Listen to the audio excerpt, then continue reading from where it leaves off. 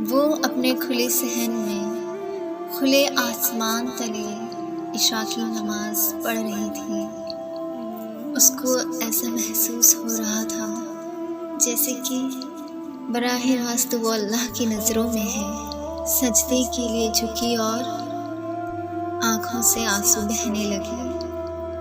वो बहुत ही थकी और बेबस दिखाई दे रही थी कि न जाने वो कितने ही वक्त से चल रही हो। सलाम फेरने के बाद रोती और बेबस आँखों से आसमान को देखा और दुआ के लिए हाथ बुलंद किए और अल्लाह से शिकायत करने लगी कि अल्लाह, मैं आपको नज़र आ रही हूँ ना? आप मुझे सुन रहे हैं ना? मैं जानती हूँ जो हक में बेहतर नहीं वो नहीं मिलता और तू बेहतर फैसला लेने वाला है। मेरी पसंद से ज़्यादा तेरा फैसला वो मुझे ज़्यादा अजीज़ है। लेकिन मैं ये भी जानती हूँ कि आपकी ज़ात हर बुरे को बेहतर बनाने में कादिर है। मैं जानती हूँ जो मैं आपसे मांग रही हूँ आपके लिए वो ज़रा भी नामुमकिन नहीं है। आप उसे मेरे लिए भी मुमकिन बना दीजिए।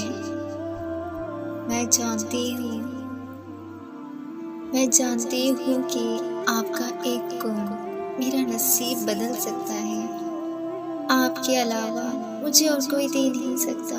मैं सिर्फ आपसे मांगती हूँ, मैं सिर्फ आपसे मदद मांगती हूँ। या अल्लाह, मुझे वो अता कर जो मेरे लिए बेहतर है और जिसमें मेरी खुशी भी हो। आप अगर खाली हाथ लौटा देंगे तो मैं कहाँ जाऊँगी, किससे मांगूँगी?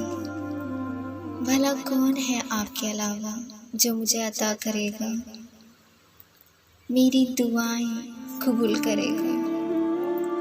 आप जानते हैं ना, ये हाथ किसी के आगे नहीं फैलाए सिवा तेरे। अल्लाह, तू ही मदद बेहतर पहुँचाने वाला है। या अल्लाह, मुझसे राज़ी हो जा।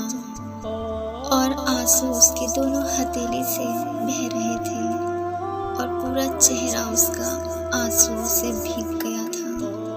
वो इतनी बेबस और इतना रो रही थी कि जैसे मानो अल्लाह उसके सामने है और वो अल्लाह को देख रही है। ऐसे रो रो के वो अल्लाह से मांग रही थी।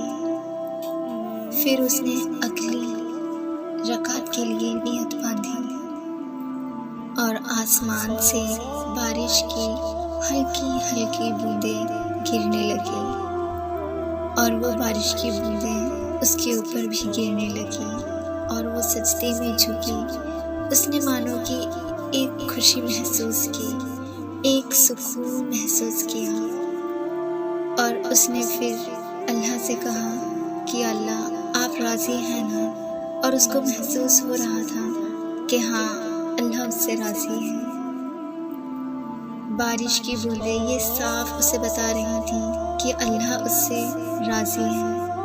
ये एक इशारा था।